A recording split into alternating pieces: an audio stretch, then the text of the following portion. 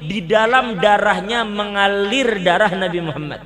Zat inya alimkah kada alimkah, kelakuannya A kah B kah, inya waras kah, maaf dalam tanda kutip gila kah, tetap di dalam tubuhnya mengalir darah Nabi Muhammad sallallahu alaihi wasallam. Jadi kada ada urusan pian umpat campur terhadap kehormatan keluarga Nabi Muhammad sallallahu alaihi wasallam.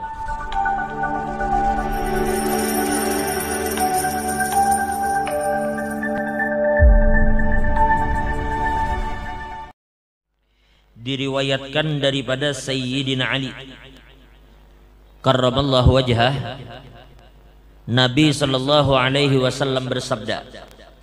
Ada hadis yang diriwayatkan oleh Imam Ad-Dailami yang bersumber dari Sayyidina Ali, yang kemudian Sayyidina Ali mengatakan Nabi Muhammad bersabda, arba'atun ana lahum syafi'un yaumal qiyamah. Ujar Nabi, ada 4 orang, ada 4 golongan yang kelak di hari kiamat aku akan memberikan syafaat kepada mereka.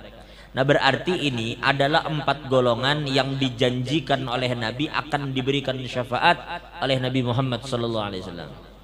Kan nyaman nih. Nih kita berandai-andai.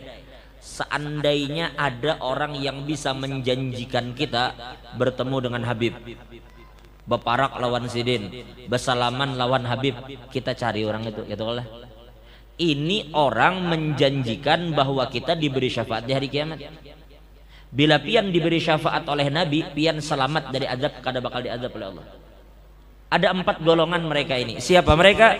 Yang pertama ujar Nabi, al-mukrim lidurriyati, yaitu orang yang memuliakan keturunan ujar Nabi.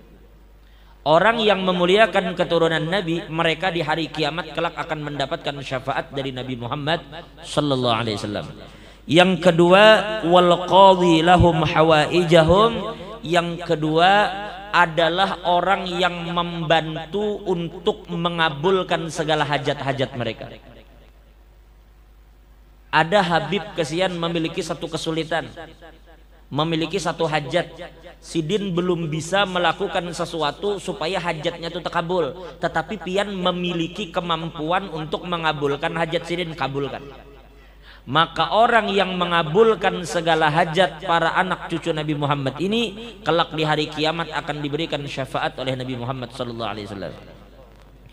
Yang ketiga, wasa'i lahum fi umurihim 'indama tarru ilaihi, yaitu orang yang berjalan ke sana kemari untuk mengurusi urusannya para habaib, berkhidmat kepada keluarga Nabi Muhammad sallallahu alaihi wasallam.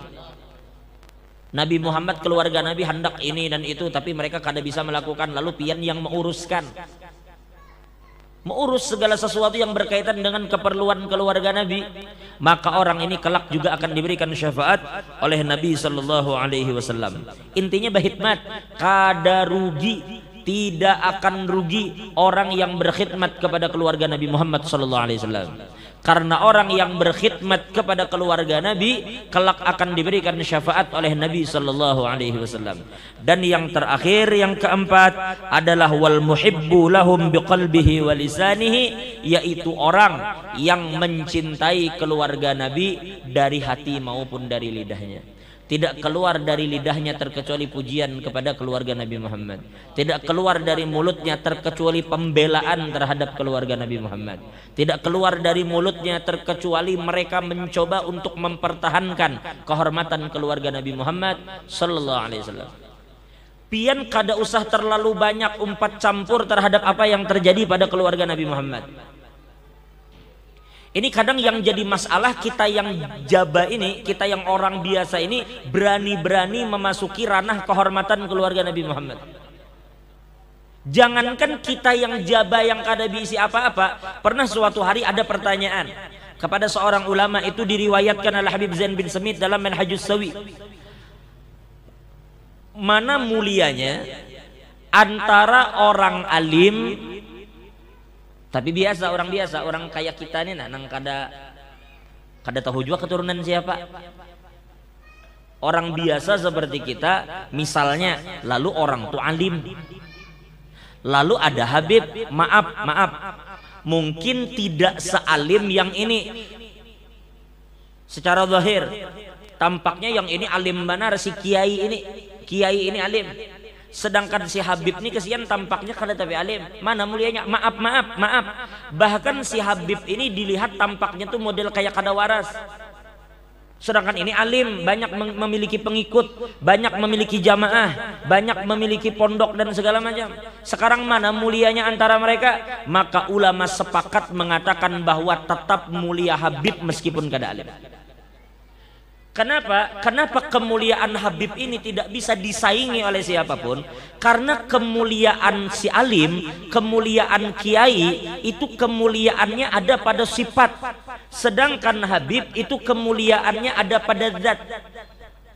Maksudnya ini kiai itu kenapa dihormati orang? Lantarannya alim, lantaran ada ilmu di dadanya. Ini sifat Tuhan.